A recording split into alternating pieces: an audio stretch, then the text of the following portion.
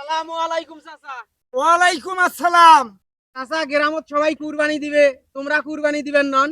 আরে বাবা মুই কেমন কই কুরবানি দেব? গরিব। এ কথা কইলেন বাহে চাচা, তোমরা গরিব। তোমার মতো বাংলাদেশে মেলা গরিব আছে, তাতে কি তোমরা খুবই গরিব? তুমি গরিব নোয়াং, মোর নুন আনতে পন্তা ফুরাই, পন্তা আনতে মোর নুন নাই। তোমার মতো গরিব বাংলাদেশে মেলা আছে বাবা। এত গরিব আছে বাংলাদেশে তোমার মতো, যে গনিয়ে শেষ করা যাবার না। তারপরেও রে বাবা, বাংলাদেশের একমাত্র সবচাইতে বড় গরিব মুই।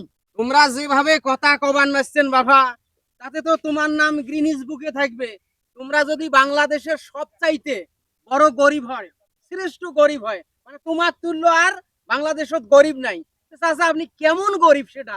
এমন গরিব দেখ তুই শুনবে চাস? হয় চাচা, আমি শুনবে চাং, তোমরা যে বাংলাদেশের সবচাইতে বড় গরিব, এটা কেমন করি তোমরা বাংলাদেশের সবচাইতে বড় গরিব, ওটাই শুনবে চাং। তাহলে শোনে, তুই যদি একটা জামা কেন, এই জামার টাকা জোড়াইতে জোড়াইতে লঙ্গি ফাটি যায়।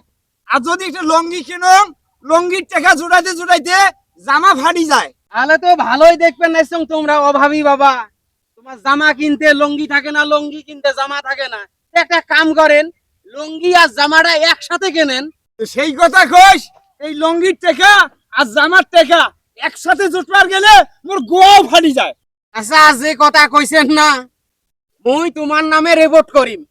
রিপোর্ট বলতে অভিযোগ নয়, তোমার নামে পত্রিকা দেম যে চাচার এইটা আর এইটা কিনতে বলে ফাটি যায়। ওটা আমি আন্তর্জাতিক সংস্থা, জাতিসংঘ আছে না, ওটা যাই আমি নালিশ করিম যে বাংলাদেশে একজন গরিব আছে, এই রকম গরিব সারা পৃথিবীর কোথাও নাই, কোন দেশত নাই।